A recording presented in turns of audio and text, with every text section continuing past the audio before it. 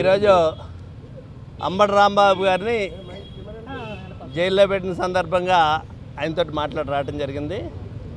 అయితే ఈ ప్రభుత్వం చేస్తున్నటువంటి దుర్మార్గమైనటువంటి విధానాలు అయితే మీరు ఇంకోటి చెప్పొచ్చు, ఈ ప్రభుత్వం అనేక రకాలైనటువంటి విధంగా అంబేద్కర్ రాజ్యాంగాన్ని కాకుండా రెడ్ బుక్ రాజ్యాంగాన్ని అమలు జరుపుతున్నటువంటి విధానాలు అయితే మనం చూస్తున్నాం. అయితే మీరందరూ కూడా మీరంటే అవతరోళ్ళు అధికార పార్టీ నుంచి మాట్లాడేటువంటి మాటల్లో మీరు ఆ వేళ అలా చేశారు ఇలా చేశారని చెప్పేసి వాళ్ళందరి గురించి కూడా మాట్లాడతారు. ఓకే, ఆ పరిణామాలే ఈవేళ ఇక్కడున్నాం మేము, మీరు అక్కడున్నారు, మీరు అదే కోరుకుంటున్నారు అనేటువంటిది అర్థమవుతుంది. తప్పకుండా ఇది మళ్ళీ అటు నుంచి ఇటు తిరగబడుతుంది. మీరు ఏదైతే కోరుకుంటున్నారో అది తప్పకుండా జరిగి తీరుతుంది మీకు. ఇది దుర్మార్గమైనటువంటి పరిస్థితి. అంబటి రాంబాబు గారు తిరుపతి లడ్డూ గురించి మాట్లాడితే ఆయన జైలుకి పంపిస్తారా మీరు? తిరుపతి లడ్డూకి సంబంధించినటువంటిది ఎవరు దీన్ని తీసుకొచ్చారు? రాత్రి ఒక ప్రెస్ మీట్లో మరి గౌరవ ముఖ్యమంత్రి గారు కానీ ఉప ముఖ్యమంత్రి గారు మాట్లాడేటప్పుడు కొన్ని విషయాలు మాట్లాడారు. దాంట్లో ఈ తిరుపతి లడ్డూలో జంతుకోవు కలిసినటువంటి విషయాలు వాస్తవమే. అది నాకు రిపోర్ట్ వచ్చిన తర్వాత, శ్యామలరావు నాకు రిపోర్ట్ ఇచ్చిన తర్వాతే నేను మాట్లాడానని చెప్పేసి ముఖ్యమంత్రి గారు చెప్తాడు.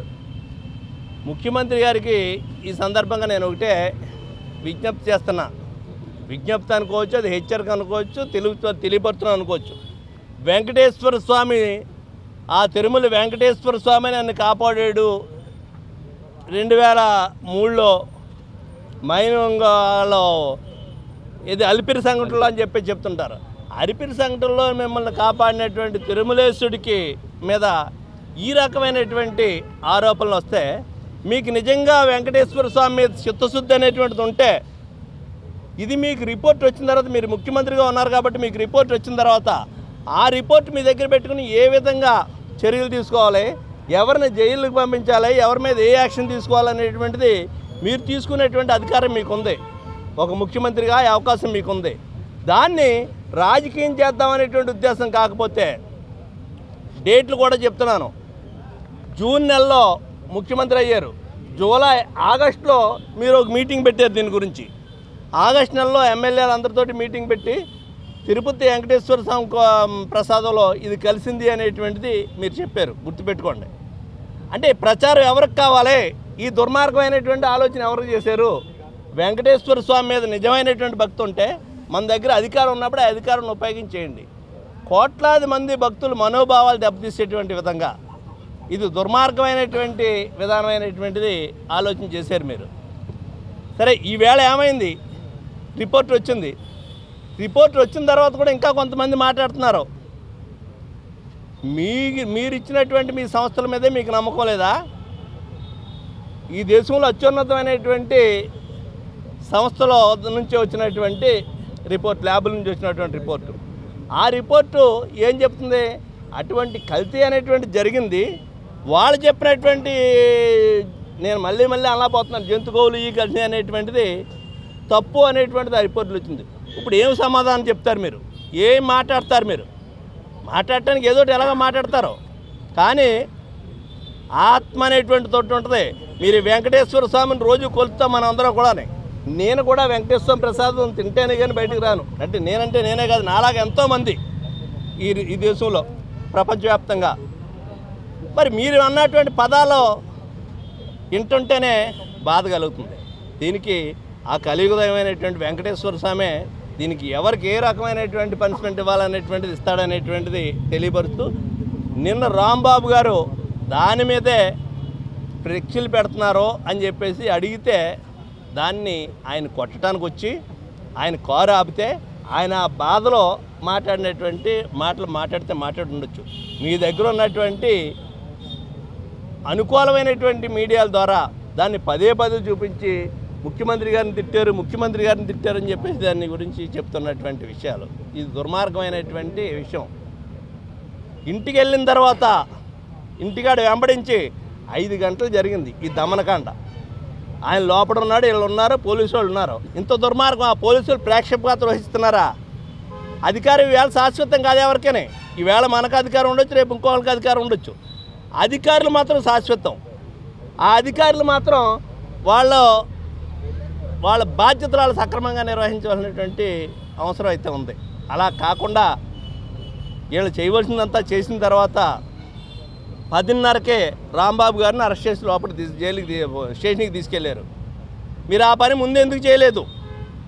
ఇది కాకుండా ఒక ఎమ్మెల్యే వచ్చి అక్కడికే ఇష్టానుసారంగా రాంబాబు గారి ఇంటి మీద కర్రలతోటి రాడ్లతోటి కారు ధ్వంసం చేశారు. సరే, తప్పు మాట్లాడినటువంటి వాళ్ళకి, తప్పు చేసినటువంటి వాళ్ళకి కోర్టులు ఉన్నాయి, చట్టాలు ఉన్నాయి, శిక్ష అనేటువంటిది ఉంటుంది. సరే, అది ఒక విధం అయితే అది ప్రతిపక్ష పార్టీకేనా, అధికార పార్టీకి ఉండదు. ఇంకా అది అధికార పార్టీ నుంచి వెళ్ళి అంత పోలీసులు ఎదురుగా వాళ్ళ ఇంటికాడ దౌర్జన్యం చేసినటువంటి వాళ్ళ మీద ఎందుకు కేసులు రిజిస్టర్ చేయట్లేదు? ఒకప్పుడు జోగి రమేష్ గారు చంద్రబాబు నాయుడు గారు ఇంటి మీదకి వెళ్ళారంటే జోగి రమేష్ మీద కేసు రిజిస్టర్ చేసింది ఆ రోజు వైఎస్ఆర్ ప్రభుత్వం. ఈరోజు ఆ పని మీరు ఎందుకు చేయట్లేదు? అదేవిధంగా Vamshi party office, Telugu Desam party office మీదకి వెళ్ళి గొడవ చేశారన్నప్పుడు వంశీ మీద కూడా కేసు రిజిస్టర్ అయింది. ఈరోజు కూడా ఆ కేసులు కోర్టులు తిరుగుతున్నారు. ఈ పని మీరు ఎందుకు చేయట్లేదు? ఇంత విచ్చలవిడిగా మీరు ప్రవర్తిస్తున్నటువంటి దానికి మూల్యం చెల్లించుకునేటువంటి రోజు తొందరలోనే ఉందనేటువంటిది ఈ ప్రభుత్వానికి హెచ్చరిస్తూ, ఇటువంటి కార్యక్రమాలు ఏదో మొన్న మాట్లాడారు అంటే మీ అధికారంతో తొక్కిపెట్టి వీళ్ళందరినీ ఈ విధంగా దారికి తెచ్చుకోవాలంటే తెలుగుదేశం పార్టీలో మీరు ఎన్ని బాధలు పెట్టినా, ఎన్ని ఇబ్బందులు పెట్టినా, ఎన్ని కేసులు పెట్టినా దాన్ని ఎదుర్కోవటం కోసం వైఎస్ఆర్ పార్టీ నుంచి అందరూ సిద్ధంగా ఉన్నారు. నేను ఈరోజు రాంబాబు గారిని మాట్లాడింది ఆయన ఆవేదన, ఆయన మాటలో కూడా చాలా వరకు చెప్పడం జరిగింది. అది మీకు చెప్పేటువంటి విషయాలు కాదు, కానీ ఇది చాలా దుర్మార్గమైనటువంటి విధంగా ఈ రోజున పరిపాలన జరుగుతుంది అనేటువంటిది మరొకసారి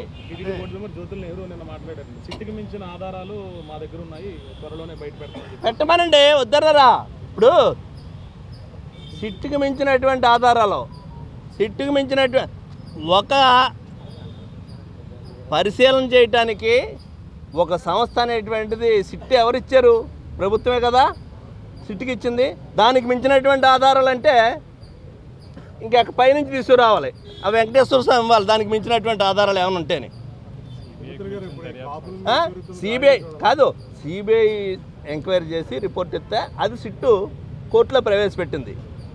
దానికి మించినటువంటి ఆధారాలు ఏమైనా ఉన్నాయంటే మరి ఆయన దగ్గర ఉంటే పెట్టమనండి, తప్పే ఉంది.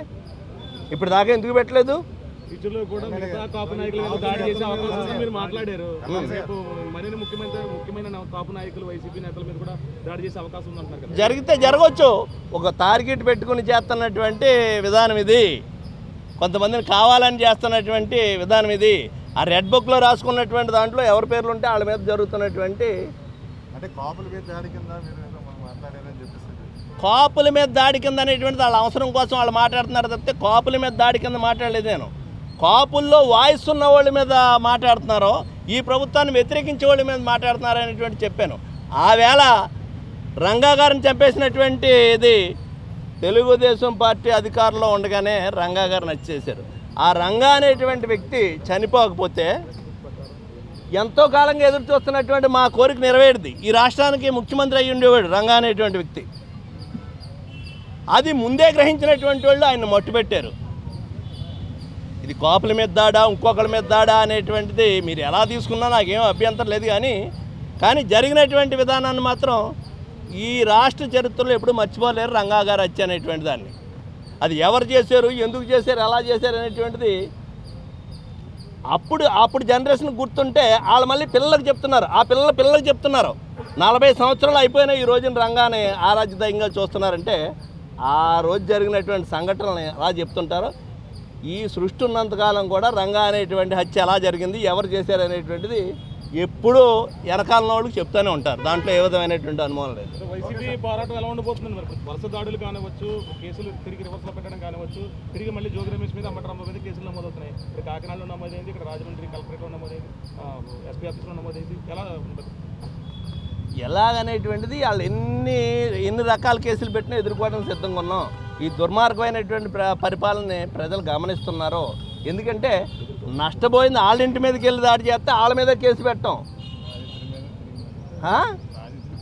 బాధితులు ఎవరైతే ఉన్నారో నష్టపోయినటువంటి వాళ్ళని ఎవరో జోగి రమేష్ గారి ఇంటి మీదకి వెళ్ళి ఏళ్ళు తగలబెడితే అంతకుముందు 2 రోజుల క్రితం మాట్లాడితే ఒక పథకం ప్రకారంగా కాకపోతే 2 రోజుల ముందు మాట్లాడినటువంటి జోగి రమేష్ గారు మాట్లాడినటువంటి దానికి మళ్ళీ వీళ్ళని పంపించి ఐలు తగలబెట్టేటువంటి అంటే ఏం చేద్దాం అనుకుంటున్నారు? ఎక్కడ తీసుకెళ్తున్నారు? ప్రజలను భయభ్రాంతులు చేద్దాం అనుకుంటున్నారా? చేయండి, మీ ఇష్టం వచ్చినట్టు చేయండి.